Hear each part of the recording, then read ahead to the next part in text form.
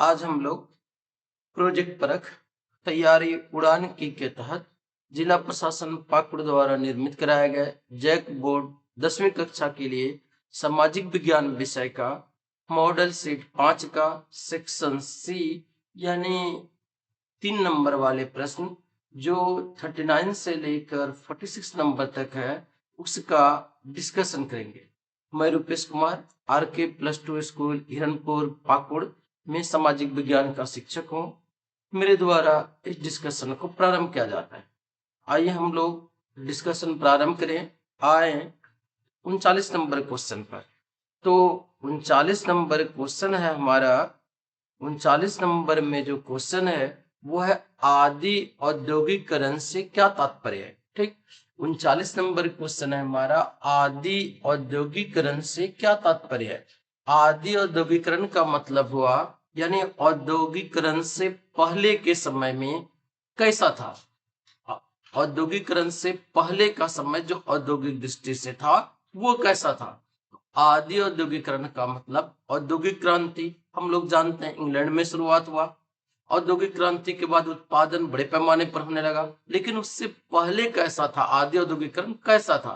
तो यूरोप में बड़े बड़े कारखानों की स्थापना से पहले अंतरराष्ट्रीय बाजारों के लिए बड़े पैमाने पर औद्योगिक उत्पादन होने लगा था। यह उत्पादन जो आदि औद्योगिकरण का उत्पादन था कारखानों में न होकर गांवों में, है ना, किसके द्वारा, तो ग्रामीण कारीगरों द्वारा किया जाता था। यही चीज इंपॉर्टेंट है, मेन की पॉइंट है कि ये जो औद्योगिकरण था वो बड़ा वो कारखानों में होता था, लेकिन आदि औद्योगिकरण का काम कारखानों में नहीं होकर गांवों के ग्रामीण कारीगरों द्वारा किया जाता था, जिस पर सौदागरों का नियंत्रण होता था। इसीलिए इसको हम लोग पूर्व औद्योगिकरण या आदि औद्योगिकरण कहते हैं। ठीक, उद्योगपति जो हम अब अगला नंबर क्वेश्चन पर आए, 40 नंबर क्वेश्चन है हमारा जॉबर कौन थे और उनका क्या कार्य होता था। जॉबर कौन थे और उनका क्या कार्य होता था। तो जाने जॉबर यानी उद्योगपति नए मजदूरों की भर्ती के लिए एक तरह का धरिए एक एजेंट नियुक्त कर दिया। ठीक ना, भाई मजदूरों का भर्ती करो, जाओ गांव गांव से खोज कर लो और भर्ती करो। तो हम लोग उसी को प्राय जॉबर कहते हैं। ठीक है, जो कि एक एजेंट के तौर पर काम करता था, उसी को विश्वस्त कर्मचारी था, उसी को हम लोग जॉबर कहते हैं। जॉबर का क्या क्या काम था, तो जॉबर अपने गांव से लोगों को लाता था, ठीक है, काम करने के लिए फैक्ट्री में, उन्हें काम दिलवाने का वादा करता था। ये भी वादा करता था कि उसको आओ तुमको हम शहर में ही बसा दें, और अगर किसी को कोई मुसीबत आ जाए, कोई मजदूर को आदि को, तो मुसीबतों के समय में उसको आर्थिक सहायता भी दिया करता था। आ गया है हम लोग अब 41 नंबर क्वेश्चन पर। 41 नंबर क्वेश्चन है हमारा भूगोल विषय से, वो है जैव विविधता क्या है। ठीक ना, 41 नंबर क्वेश्चन है हमारा भूगोल विषय से कि जैव विविधता क्या है और यह मानव जीवन के लिए क्यों महत्वपूर्ण है। ठीक, तो जाने जैव विविधता मतलब विविध प्रकार के जीव जंतु आदि, चाहे वो पेड़ पौधा हो आदि हो, सूक्ष्म जीव हो से लेकर बड़ा व्हेल हो या हाथी तक जीव हो, ये जो जैव विविधता है वो क्या है। तो मतलब हुआ कि पृथ्वी पर मौजूद जितना प्रकार का जानवर, पौधों, सूक्ष्म जीवों या बड़े जीवों, जो कहें जो भी है, उन सबों का एक विस्तृत श्रृंखला है जैव विविधता। ठीक, मानव जीवन के लिए बहुत जरूरी है क्योंकि यह कई तरीके से हमारे लिए फायदेमंद होता है। पहला बात है कि पारिस्थितिकी तंत्र यानी एक तंत्र दूसरे से जुड़ा हुआ है, वो जो तंत्र है पारिस्थितिकी उसको वो स्वस्थ रखता है। जैसे जैव विविधता जानिए कैसे स्वस्थ रखता है। बिल्ली का संख्या कम हो गया, चूहों का संख्या भी बढ़ गया, तो अगर बिल्लियां ज्यादा होती चूहे नियंत्रित रहते, है ना। तो ये एक श्रृंखला है, इसी को कहेंगे हम लोग सबों को मिलाकर जैव विविधता। तो पारिस्थितिकी तंत्र को स्वस्थ रखती है। हमको सांस लेने के लिए मान ले पेड़ पौधा सब कट गया तो हमको हवा कहाँ मिलेगा, तो ये जो पेड़ पौधा कट जाए स्वच्छ हवा कहाँ से मिलेगा, खाने के लिए हमको सामान कहाँ से मिलेगा। तो यानी जैव विविधता है तो हमको सांस लेने के लिए हवा मिलती है, खाने के लिए भोजन मिलता है। जैव विविधता से हमको अलग अलग प्रकार का जीव जंतु है जिससे हम लोग दवा बनाते हैं, चाहे पेड़ पौधा उससे दवा बनाते हैं, ताजा पानी मिलता है, सूक्ष्म जीव होते हैं जो शुद्धिकरण करते हैं, मिट्टी को उर्वरता बढ़ाता है, जैसे जानते हैं आप लोग केचुआ है मिट्टी का उर्वरता बढ़ाता है, तो मिट्टी आदि का उर्वरता बढ़ाने में भी वो मदद करता है, मिट्टी शुद्ध मिलती है। जैव विविधता हमको गए कहीं जंगल आदि जगह पर देखते हैं हम लोग अलग अलग प्रकार का विविध जीव जंतुओं को, पौधों को, तो मनोरंजन और पर्यटन के लिए भी वो बेहतरीन वातावरण देता है। ठीक, अगले क्वेश्चन क्या है हम लोग 42 नंबर क्वेश्चन, सड़क परिवहन के 3 गुण बताइए। जानिए सड़क परिवहन, परिवहन कई प्रकार का होता है, परिवहन यानी परिवहन कई प्रकार के, परिवहन के कई साधन है। ठीक है, तो परिवहन के साधन हमारा कई प्रकार के हैं, तो जिनमें से साधन प्रमुख प्रमुख है हम लोग, तो परिवहन का साधन है हमारा सड़क, रेलवे, है ना, रेल मार्ग यानी सड़क मार्ग कर देते हैं, सड़क मार्ग, रेल मार्ग, वायु मार्ग, सड़क मार्ग, रेल मार्ग, वायु मार्ग, जल मार्ग,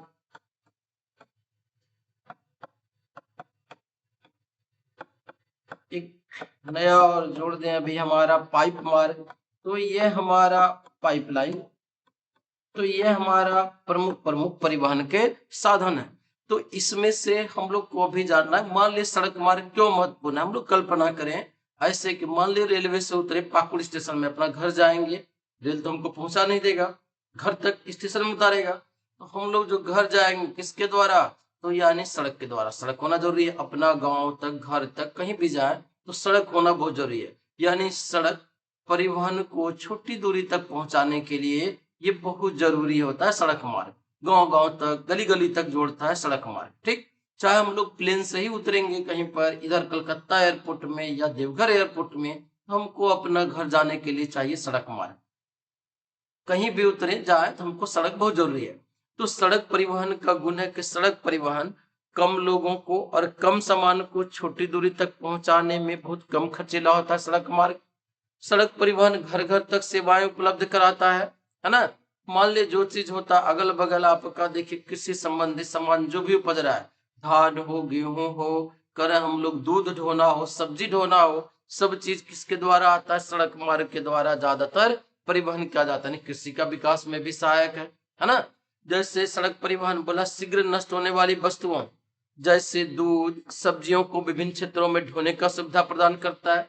यानी सड़क परिवहन का गुण ये भी है कि यह कहीं भी सुगमता से बनाया जा सकता है, बहुत आसानी से। रेल मार्ग, वायु मार्ग कठिन हो सकता है, बनाने में बहुत खर्चीला है, लेकिन सड़क हम लोग मैदान में आसानी से बना सकते हैं, वो तो दिक्कत नहीं है। रेगिस्तान में भी बनाते हैं हम लोग सड़क, पहाड़ी भागों में ऊंचा नीचा ऊंचे ऊंचे नीचे वाले भागों में भी बनाते हैं। तो ये जो हमारा सड़क मार्ग है इसलिए बहुत ज्यादा महत्वपूर्ण है। अगला क्वेश्चन है हम लोग 43 नंबर पर, सत्ता के विकेंद्रीकरण से क्या लाभ है।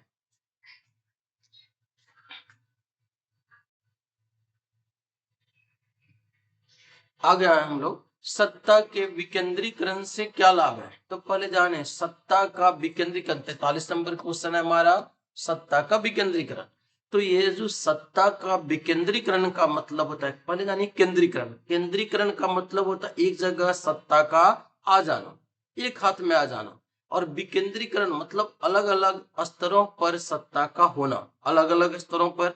यानी इसमें कई प्रकार की सरकारें होती है, एक को कहते हैं हम लोग केंद्र सरकार ऊपर लेवल पर, उसके नीचे राज्य सरकार, उसके नीचे स्थानीय सरकार। तो यानी जो मान लीजिए भी हमारा सत्ता का विकेंद्रीकरण से क्या लाभ है, लाभ क्या हो सकता है, सब चीज नियम बैठकर दिल्ली में बनाएंगे, हम कैसे जानेंगे कि लिट्टीपाड़ा का जंगल में, हिरणपुर का जंगल जो गांव है वहाँ क्या समस्या है, तो वो कौन जानेंगे, स्थानीय लोग। इसीलिए स्थानीय समस्याओं का समाधान सत्ता के विकेंद्रीकरण के जरिए हम लोग आसानी से कर सकते हैं। उसको नहीं पता है कि अच्छा मान लीजिए जो लोग रांची में या दिल्ली में बैठकर बना रहे हैं, उसको नहीं पता कि पाकुड़ पथरीला जगह है और यहाँ पानी का बहुत बड़ा समस्या है, दूर से लाना पड़ता है, ठोकर या अन्य जगहों पर यह समस्या है। तो ये कैसे होगा, स्थानीय लोग जानते, चाहे वो आपका गांव हो या नगर है तो नगर पालिका हो, आप अपने गांव की समस्या बेहतर समझते हैं, कहाँ जमीन किस कैसा उपयोग में है, क्या परेशानी है, तो आप अपने बैठकर निपटाएंगे, यानी समाधान आसानी से कर सकते हैं, है ना। जो सत्ता का विकेंद्रीकरण है, देखते हैं वार्ड पार्षद चुनाव होता है, मुखिया का चुनाव होता है, तो उसमें क्या करते हैं, अपने निकट के लोग खड़े होते हैं, उससे जुड़े होते हैं, तो जनता भी लोकतंत्र में स्पष्ट रूप से सहभागिता करती है ना।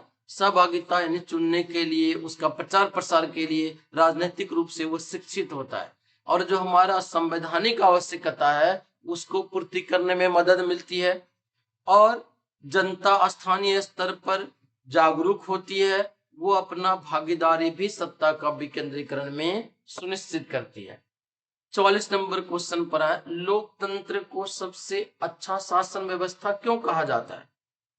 ठीक है, तो लोकतंत्र को सबसे अच्छा शासन व्यवस्था क्यों कहा जाता है, तो हम लोग जाने 44 नंबर क्वेश्चन है लोकतंत्र। पहले जानिए आखिर लोकतंत्र को अच्छा शासन व्यवस्था क्यों कहेंगे, क्योंकि उसमें कुछ तो खूबी होगा, कुछ तो गुण होगा। तो क्या चीज है, गुण क्या क्या है लोकतंत्र का, वो अगर हम लोग जान लेते हैं तो जानेंगे कि क्यों अच्छा शासन है। तो ऐसे समझे, एक तंत्र होता है निरंकुश शाही। निरंकुश मतलब कहते हैं जैसे मान ले तानाशाह, तो जैसे सुने हैं एक नाम हिटलर का, हिटलर तानाशाह था, मतलब जो कह दिया वही सही है, चाहे उसके लिए देश मान ले कहीं युद्ध में फंस गए, तो जहां बच सकते थे विचार विमर्श कर, मेरा मन करता है, मैंने हिटलर का मन करता है कि भाई वहां आक्रमण करेंगे, लड़ेंगे, तो दूसरा कौन मना करेगा, उससे क्या वो अच्छा नहीं है वो। ठीक है, राजतंत्र था, राजाओं के हाथ में शक्ति था, लेकिन लोकतंत्र में क्या है कि जो जनता चाहती है उसी प्रकार का शासन व्यवस्था होता है। आप अपने प्रतिनिधि चुनते हैं अपने यहाँ पर सीधा लोकतंत्र में, तो हम लोग क्या करते हैं, जनमत पर आधारित ये शासन व्यवस्था हमारा लोकतंत्र। इसीलिए जो हमारे प्रत्येक व्यक्ति की इच्छा को ध्यान में रखा जाता है। दूसरा चीज है लोकतंत्र में अलग अलग मान लिए लोग जाति के आधार पर, वंश के आधार पर, रंग धर्म लिंग आदि के आधार पर भेदभाव नहीं किया जाता है। जान लीजिए ये हमारा भारतीय संविधान का अनुच्छेद 15 में कहा गया है कि राज जाति धर्म लिंग जो है जन्म स्थान आदि के आधार पर विभेद नहीं करेगा। अपना लोकतंत्र बारे में जान लें, तो इससे क्या होता है कि विभिन्न लोगों के बीच में विभेद नहीं होता है ना। सभी नागरिकों को समान माना जाता है और व्यक्ति की गरिमा को सुरक्षित रखा जाता है। बोला यह टकरावों को टालने का, जब सबको शासन सत्ता में हम लोग भागीदार बना लिए। आप अपने पुस्तक में पढ़े हैं कि बेल्जियम में सत्ता में भागीदारी सबों का सुनिश्चित किया गया, फ्रेंच का लोगों का, डच लोगों का, तो वहां पर खुशहाल जीवन रहा और गृह युद्ध नहीं हुआ। लेकिन वही चीज सत्ता में भागीदारी जो हमारा श्रीलंका में नहीं हो पाया था, जानते हैं वहां गृह युद्ध हुआ तमिलों और सियोलियों के बीच में, और वो लंबा संघर्ष रहा, जान माल का बहुत ज्यादा क्षति हुआ। तो यानी ये जो हमारा लोकतंत्र है, चूंकि सत्ता में सबों का भागीदारी है, वो टकरावों को टालने में मदद करता है, टकराव नहीं होता है और हम लोग आसानी से इसको संभाल सकते हैं। आगे आए हम लोग 45 नंबर पर, विश्व व्यापार संगठन के 2 उद्देश्य लिखे। ठीक, विश्व व्यापार संगठन, पहला चीज जान ले हम लोग, विश्व व्यापार संगठन यानी WTO, तो पहले ये था हमारा गैट, GATT, यानी कहते थे इसको हम लोग general agreement on tariff and trade. तो गैट से उसको उरुग्वे दौर की वार्ता के फलस्वरूप 1995 ईस्वी में WTO की स्थापना की गई। ठीक ना, गैट से बोला 1995 ईस्वी में जो है WTO यानी वर्ल्ड ट्रेड ऑर्गेनाइजेशन, विश्व व्यापार संगठन की स्थापना की गई। यह अंतरराष्ट्रीय संगठन है। क्या करता है ये, तो इसके 2 उद्देश्य लिखिए। तो जो देशों के बीच व्यापार से, मान ली विश्व व्यापार संगठन, इसका उद्देश्य क्या क्या है, तो जो विश्व के एक देश से दूसरे देश में व्यापार होता है, तो व्यापार के बाधाओं को ये कम करता है ना। जो भी देशों से विचार विमर्श किया, विभिन्न देशों को एक मंच पर लाया, भाई क्या समस्या है, समस्याओं का समाधान खोजिए, आसानी से जो व्यापार हो सके, और जो एक दूसरे के साथ भेदभावपूर्ण व्यवहार होता था उसको खत्म करने का काम करता है। ठीक है, और दूसरा जो हमारा विश्व व्यापार संगठन का काम है, वो काम है कि जो कमजोर राष्ट्र हैं उसको सुरक्षा प्रदान करे, और सतत विकास और पर्यावरण को सुरक्षित करना भी विश्व व्यापार संगठन का काम है।